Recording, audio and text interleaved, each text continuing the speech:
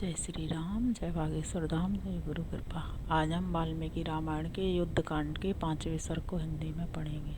जय राम रमणम समनम भवताप भयाकुल पाहि जनम अब देश सुरेश रमेश विभो शरणागत मागत पाहि प्रभो। जय राम रमणम समनम। जय श्री राम। 5वां सर्ग हिंदी में। नील ने जिसकी विधिवत रक्षा की व्यवस्था की गई थी उस परम सावधान वानर सेना को समुद्र के तट पर अच्छे ढंग से ठहराया। मैंद और दिव्य दोनों प्रमुख वानरवीर उस सेना की रक्षा के लिए सब और विचरते रहते थे। समुद्र के किनारे सेना का पड़ाव पड़ जाने पर श्री रामचंद्र जी ने अपने पास बैठे हुए लक्ष्मण की ओर देखकर कहा, सुमित्रानंदन कहा जाता है कि शोक बीतते हुए समय के साथ स्वयं भी दूर हो जाता है, परंतु मेरा शोक तो अपनी प्राण वल्लभा को न देखने के कारण दिनों दिन बढ़ रहा है। मुझे इस बात का दुख नहीं है कि मेरी प्रिया मुझसे दूर है, उसका अपहरण हुआ, इसका भी दुख नहीं है। मैं तो बारंबार इसीलिए शोक में डूबा रहता हूँ कि उसके जीवित रहने के लिए जो अवधि नियत कर दी गई है वह शीघ्रतापूर्वक बीती जा रही है। हवा तुम वहाँ बह जहाँ मेरी प्राण वल्लभा है, उसका स्पर्श करके मेरा भी स्पर्श कर। उस दशा में तुझसे जो मेरे अंगों का स्पर्श होगा वह चंद्रमा से होने वाले दृष्टि संयोग की भांति मेरे सारे संताप को दूर करने वाला और आह्लादजनक होगा। अपहरण होते समय मेरी प्यारी सीता ने जो मुझे हा नाथ कहकर पुकारा था वह पिए हुए उधर स्थित विष की भांति मेरे सारे अंगों को दग्ध किए देता है। प्रियतमा का वियोग ही जिसका ईंधन है, उसकी चिंता ही जिसकी दीप्तिमती लपटें हैं, वह प्रेम अग्नि मेरे शरीर को रात दिन जलाती रहती है। सुमित्रानंदन तुम यहीं रहो, मैं तुम्हारे बिना अकेला ही समुद्र के भीतर घुसकर सोऊंगा। इस तरह से जल में शयन करने पर यह प्रज्वलित प्रेम अग्नि मुझे दग्ध नहीं कर सकेगी।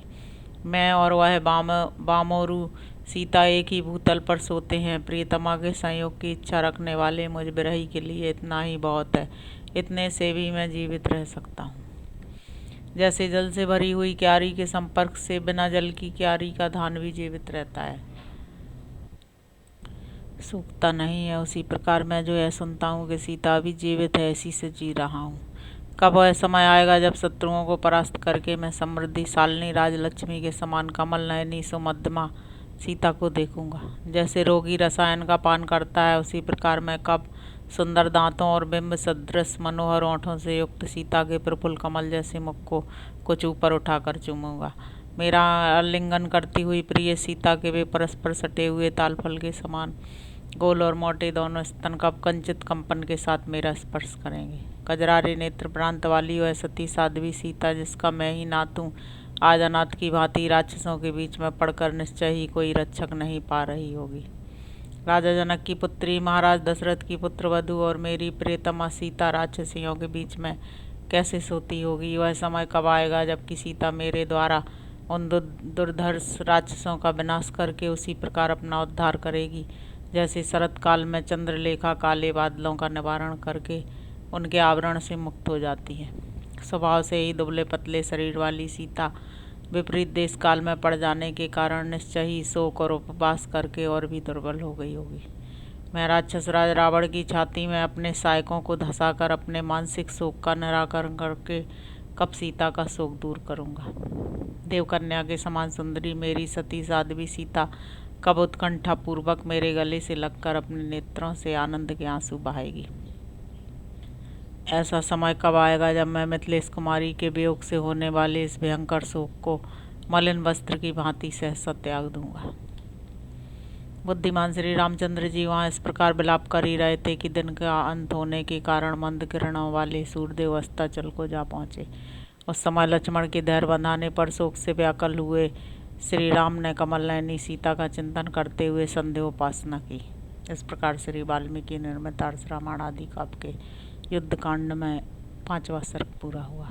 अब हम 6वां सर्ग हिंदी में पढ़ेंगे। इधर इंद्रतुल्य पराक्रमी महात्मा हनुमान जी ने लंका में जो अत्यंत भयावह घोर कर्म किया था उसे देखकर राक्षस राज रावण का मुख लज्जा से कुछ नीचे को झुक गया और उसने समस्त राक्षसों से इस प्रकार कहा, निशाचरों वह हनुमान जो एक बानर मात्र है अकेला इस दुर्धर्षपुरी में घुस आया।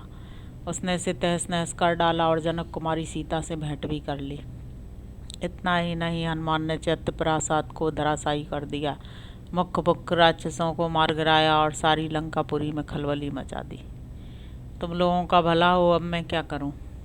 तुम्हें जो कार्य उचित और समर्थ जान पड़े तथा जिसे करने पर कोई अच्छा परिणाम निकले उसे बताओ।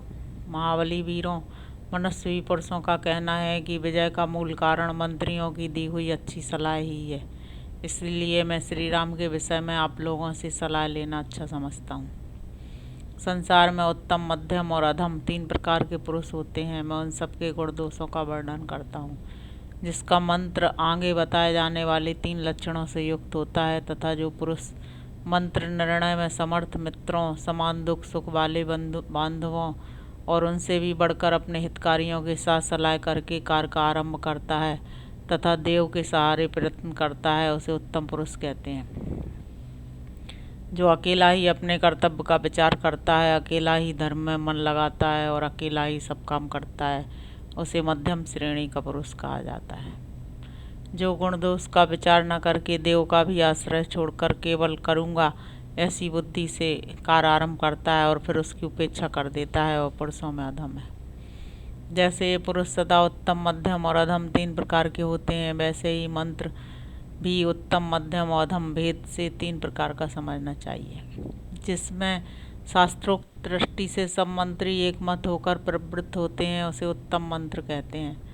जहाँ प्रारंभ में कई प्रकार का मतभेद होने पर भी अंत में सब मंत्रियों का कर्तव्य विषयक निर्णय एक हो जाता है, वह मंत्र मध्यम माना गया है।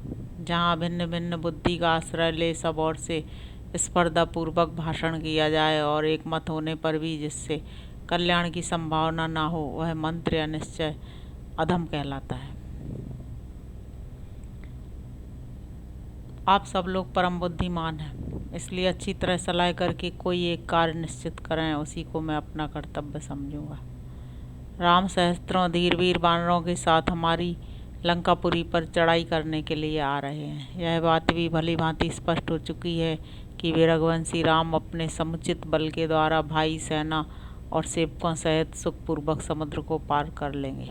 वे या तो समुद्र को ही सुखा डालेंगे या अपने पराक्रम से कोई दूसरा ही उपाय करेंगे। ऐसी स्थिति में वानरों से विरोध आ पड़ने पर नगर और सेना के लिए जो भी हित करो वैसी सलाह आप लोग दीजिए। इस प्रकार श्री वाल्मीकि नर्मदार्ष रामायण आदि काव्य के युद्धकांड में 6वां सर्ग पूरा हुआ।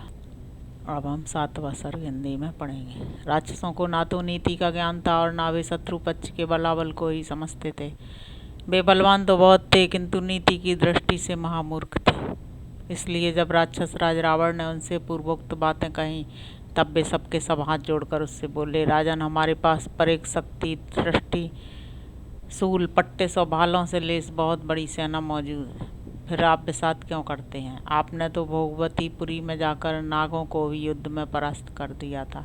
बहुसंख्या के अच्छों से घिरे हुए कैलाश शिखर के निवासी कुबेर को भी युद्ध में भारी मारकाट मचाकर बस में कर लिया था।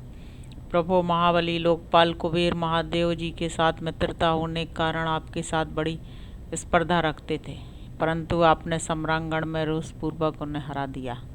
यक्षों की सेना को विचलित करके बंदी बना लिया और कितनों को धराशायी करके कैलाश शिखर से आप उनका यह विमान छीन लाए थे। राक्षस शिरोमणि दानवराज, मैंने आपसे भयभीत होकर ही आपको अपना मित्र बना लेने की इच्छा की और इसी उद्देश्य से आपको धर्मपत्नी के रूप में अपनी पुत्री समर्पित कर दी। महाबाहु, आपने अपने पराक्रम का घमंड रखने वाले दुर्जय दानवराज मधु को भी, जो आपकी बहन कुंभी नसी को सुख देने वाला उसका पति है, आपने युद्ध छेड़कर बस में कर लिया। विशाल बाहु वीर, आपने रसातल पर चढ़ाई करके वासुकी, तक्षक, शंख और जटी आदि नागों को युद्ध में जीता और अपने अधीन कर लिया। प्रभु शत्रुदमन, राक्षस राज दानव लोग बड़े ही बलवान, किसी से नष्ट न होने वाले सूरवीर तथा वर पाकर अद्भुत शक्ति से संपन्न हो गए थे, परंतु आपने सम्रांगण में 1 वर्ष तक युद्ध करके अपने ही बल के भरों से उन सबको अपने अधीन कर लिया और वहाँ उनसे बहुत सी मायाएं भी प्राप्त की। महाभागा, आपने वरुण के सूरवीर और बलवान पुत्रों को भी उनकी चतुरंगणी सेना सहित युद्ध में परास्त कर दिया था। राजन, मृत्यु का दंड ही जिसमें महान ग्राह के समान है, जो यम यातना संबंधी सालमली आदि वृक्षों से मंडित है, कालपास रूपी उत्ताल तरंगें जिसकी शोभा बढ़ाती हैं, यमदूत रूपी सर्प जिसमें निवास करते हैं, तथा जो महान ज्वर के कारण दुर्जय हैं, उस यमलोकपुरी महासागर में प्रवेश करके आपने यमराज की सागर जैसी सेना को मत डाला, मृत्यु को रोक दिया और महान विजय प्राप्त की। यही नहीं, युद्ध की उत्तम कला से आपने वहाँ के सब लोगों को पूर्ण संतुष्ट कर दिया था। पहले यह पृथ्वी विशाल वृक्षों की भांति इंद्रतुल्य पराक्रमी बहुसंख्यक क्षत्रिय वीरों से भरी हुई थी।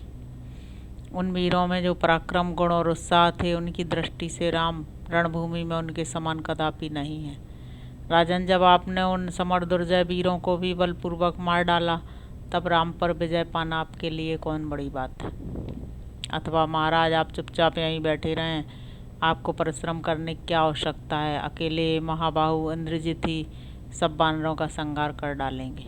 महाराज, इन्होंने परम उत्तम माहेश्वर यज्ञ का अनुष्ठान करके वह वर प्राप्त किया है जो संसार में दूसरे के लिए अत्यंत दुर्लभ है। देवताओं की सेना समुद्र के समान थी, शक्ति और तोमर ही जिस उसमें मत्स्य थे। निकाल कर फेंकी हुई आतें सेवार का काम देती थी। हाथी ही उस सैन्य सागर में कछुओं के समान भरे थे। घोड़े मेढकों के समान उसमें सब और व्याप्त थे। रुद्रगण और आदित्यगण उस सेना रूपी समुद्र के बड़े बड़े ग्राहक थे। मरुदगण और वसुगण वहाँ के विशाल नाग थे। रथ, हाथी और घोड़े जल राशि के समान थे और पैदल सैनिक उसके विशाल तट थे। परंतु इस इंद्रजित ने देवताओं के उस सैन्य समुद्र में घुसकर देवराज इंद्र को कैद कर लिया और उन्हें लंकापुरी में लाकर बंद कर दिया। राजन, फिर ब्रह्मा जी के कहने से इन्होंने संभर और वृत्रासुर को मारने वाले सर्वदेव विंदित इंद्र को मुक्त किया। तब वे स्वर्गलोक में गए। अतः महाराज, इस काम के लिए आप राजकुमार इंद्रजित को ही भेजिए, जिससे राम सहित वानर सेना का यहाँ आने से पहले ही संहार कर डालें। राजन, साधारण नर और वानरों से प्राप्त हुई इस आपत्ति के विषय में चिंता करना आपके लिए उचित नहीं है। आपको तो अपने हृदय में इसे स्थान ही नहीं देना चाहिए। आप अवश्य राम का वध कर डालेंगे। इस प्रकार श्री वाल्मीकि निर्मित आर्ष रामायण आदि काव्य युद्धकांड में 7वां सर्ग पूरा हुआ। जय श्री राम, जय बागेश्वर धाम, जय गुरु कृपा।